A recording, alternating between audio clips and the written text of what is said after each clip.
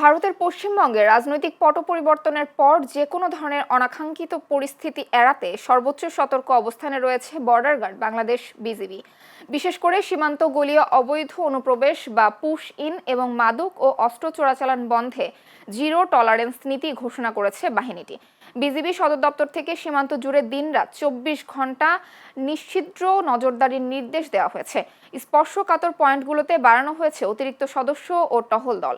যে কোনো মূল্যে দেশের সীমান্ত সুরক্ষিত রাখতে এবং ওপার থেকে আসা যে কোনো অপতৎপরতা রুখে দিতে বিজিবি জওয়ানরা সম্পূর্ণ প্রস্তুত ও সজাগ রয়েছে বলে জানা গেছে। এদিকে প্রায় ১০৬ কিলোমিটার দীর্ঘ কুমিল্লা সীমান্তের মধ্যে আদর্শ সদর ও ১৪ সদর, দক্ষিণ বুড়িচং এবং ব্রাহ্মণপাড়া উপজেলার বেশ কিছু জায়গা অধিক ঝুঁকিপূর্ণ হিসেবে চিহ্নিত করেছে বিজিবি। কুমিল্লা ১০ বিজিবির অধীনে থাকা ১৬টি বিওপি ও ৫টি পোস্টে বাড়ানো হয়েছে নজরদারি ও টহল কার্যক্রম।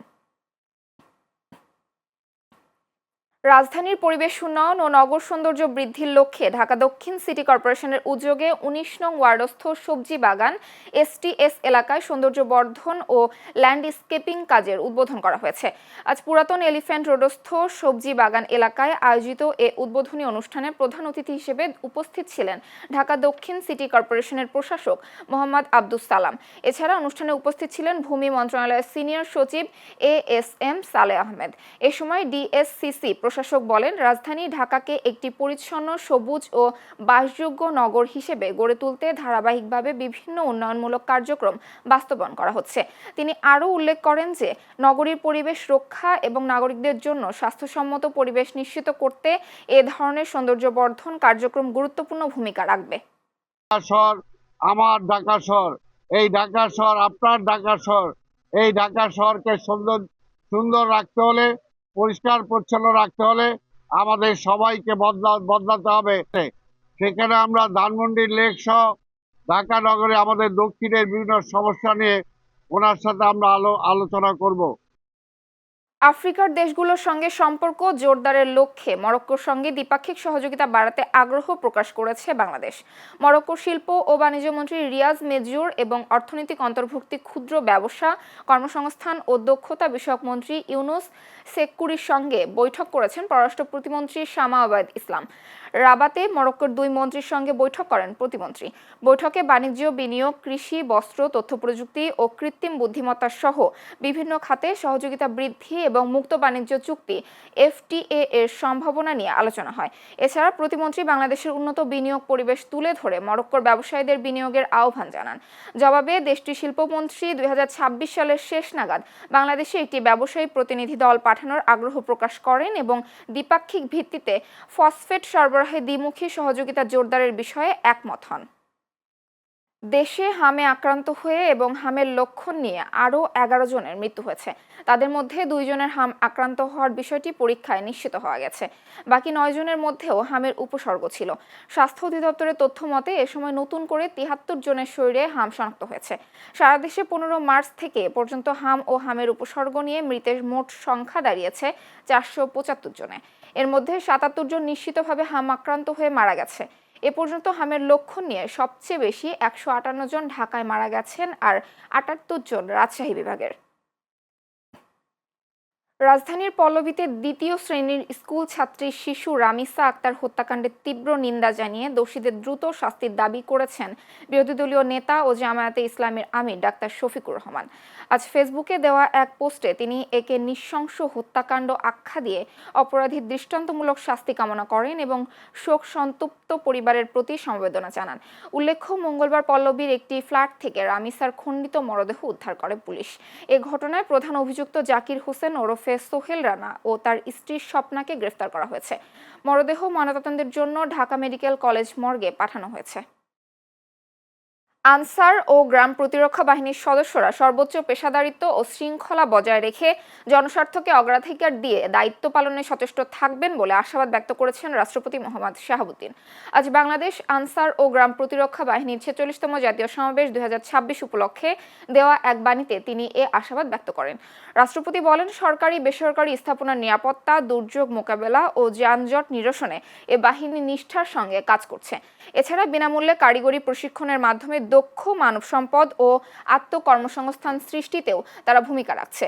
তিনি স্মরণ করিয়ে দেন, আইন শৃঙ্খলা রক্ষা ও জননিরাপত্তায় নিয়োজিত যে কোনো সংস্থার কার্যকারিতা মূলত তাদের পেশাদারিত্ব ও শৃঙ্খলার উপরই নির্ভর করে। আনসার ও ভিডিপি প্রযুক্তি নির্ভর মানবিক বাহিনীতে পরিণত হবে বলে মন্তব্য করেছেন প্রধানমন্ত্রী তারেক রহমান। আজ সকালে গাজীপুরের বাংলাদেশ আনসার ও গ্রাম প্রতিরক্ষা বাহিনীর 46তম জাতীয় সমাবেশে যোগ দিয়ে কথা বলেন তিনি। শৃঙ্খলা ও পেশাদারিত্বের উপর জোর দিয়ে প্রধানমন্ত্রী বলেন, সাহসিকতা ও দক্ষতার মাধ্যমে এই বাহিনী মানুষের আস্থা অর্জন করেছে।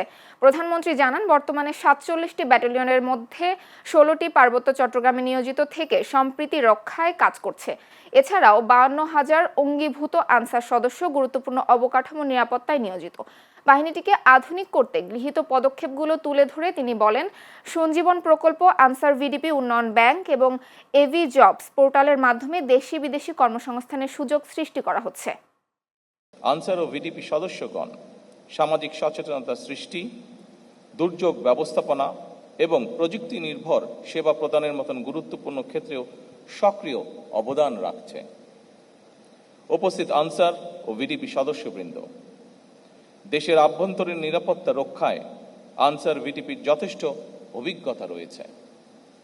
এই বিশাল সংখ্যক কর্মকর্তা এবং সদস্যদের দীর্ঘ অভিজ্ঞতা এবং কার্যক্রম পদক্ষেপের আলোকে আপনাদের ভিশন এবং সুনির্দিষ্ট কর্মপরিকল্পনা, আমি মনে করি এই বাহিনীর ভবিষ্যৎ কার্যক্রমকে আরও দক্ষ এবং গতিশীল করতে গুরুত্বপূর্ণ ভূমিকা পালন করবে। খালের মৃত অংশে পানির প্রবাহ সৃষ্টি ও মাছের অবাধ বিচরণ নিশ্চিত করতে প্রধানমন্ত্রীর খাল খনন কর্মসূচির আওতায় হালদা নদীকে অন্তর্ভুক্ত করে পুনঃখনন কার্যক্রম শুরু হয়েছে। মঙ্গলবার খাগড়াছড়ির মানিকছড়ি অংশে কাজের উদ্বোধন করেন 298 নং আসনের সংসদ সদস্য ওয়াদুদ ভুইয়া। সরকারের অতিদরিদ্রের কর্মসংস্থান কর্মসূচির আওতায় প্রায় কোটি টাকা ব্যয়ে 5 কিলোমিটার এলাকায় খনন কাজ চলমান রয়েছে। এতে স্থানীয় 476 জনের কর্মসংস্থান হয়েছে। দীর্ঘদিন পাহাড়ি মাটিতে ভরাট হয়ে হালদার উজানের 10 থেকে 12 কিলোমিটার খাল অস্তিত্ব সংকটে পড়ে। সংশ্লিষ্টদের আশা, পুনঃখননের ফলে নদীর স্বাভাবিক প্রবাহ ও মৎস্য প্রজনন ফিরবে। চট্টগ্রামের সীতাকুণ্ডের বাঁশবাড়িয়ায় ঢাকা চট্টগ্রাম মহাসড়কের ফুটপাত দখল করে অবৈধ দোকানপাট বসানোর কারণে পথচারী ও শিক্ষার্থীরা চরম ঝুঁকিতে পড়েছেন। মঙ্গলবার বিকেলে স্কুল ছুটির পর বাড়ি ফেরার পথে সড়ক দুর্ঘটনায় 3 শিক্ষার্থী আহত হলে স্থানীয় ও শিক্ষার্থীরা ক্ষোভে ফেটে পড়েন। তারা মহাসড়কে আগুন জ্বালিয়ে প্রায় 1 ঘন্টা সড়ক অবরোধ করে বিক্ষোভ করেন, যার ফলে তীব্র যানজটের সৃষ্টি হয়। পরে 12 আউলিয়া হাইওয়ে থানা পুলিশ ঘটনাস্থলে গিয়ে পরিস্থিতি নিয়ন্ত্রণে আনে এবং যান চলাচল স্বাভাবিক করে।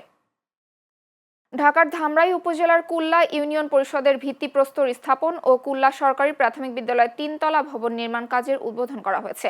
মঙ্গলবার বিকেলে প্রধান অতিথি হিসেবে ভিত্তিপ্রস্তর স্থাপন করে ঢাকা 20 আসনের সংসদ সদস্য আলহাজ তমিজউদ্দিন। তিনি বলেন, সরকার এক ছাদের নিচে বসে অনেকগুলো কাজ করতে চায়। আজ কুল্লা ইউনিয়নের প্রায় 3.5 কোটি টাকার প্রকল্পের বিল্ডিং এর কাজের উদ্বোধন হলো। ধামরাই উপজেলার নির্বাহী অফিসার মোহাম্মদ আল মামুনের সভাপতিত্বে বিশেষ অতিথি হিসেবে বক্তব্য রাখেন ধামরাই উপজেলা বিএনপির সাধারণ সম্পাদক শামসুল হক, ধামরাই উপজেলা প্রকৌশলী মিশুক কুমার দত্ত সহ আরো অনেকে।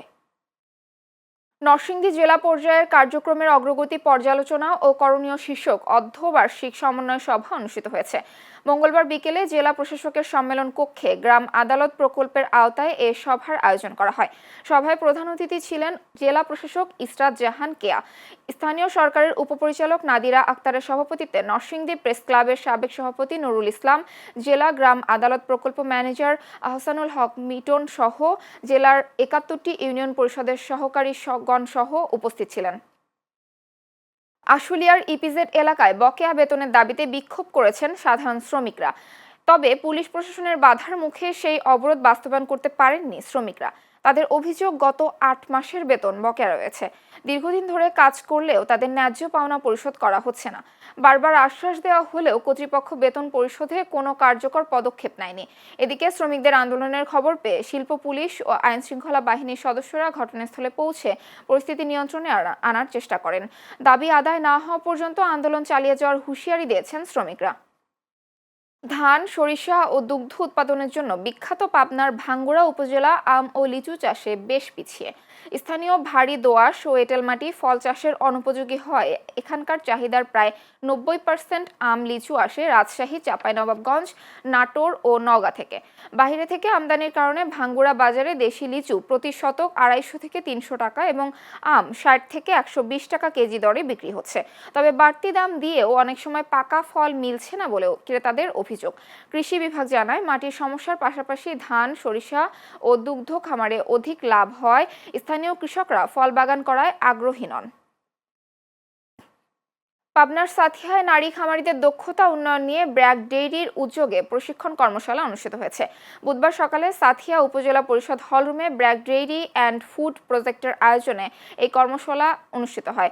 ব্র্যাকের এরিয়া ম্যানেজার সাজ্জাদ হোসেনের সভাপতিত্বে প্রধান অতিথি ছিলেন সুজানগর উপজেলা প্রাণী সম্পদ কর্মকর্তা ডাক্তার আলমগীর হোসেন, জেলা fire service and civil defence এর ইন্সপেক্টর ফারুক আহমেদ, সাথিয়া উপজেলা মহিলা বিষয়ক কর্মকর্তা আলমগীর কবির সহ অন্যান্যরা। প্রশিক্ষণ শেষে প্রত্যেক নারী দুগ্ধ খামারিকে স্বাস্থ্যসম্মত উপায়ে দুগ্ধ সংগ্রহের লক্ষ্যে বিনামূল্যে একটি করে মিল্ক নেট দেয়া হয়।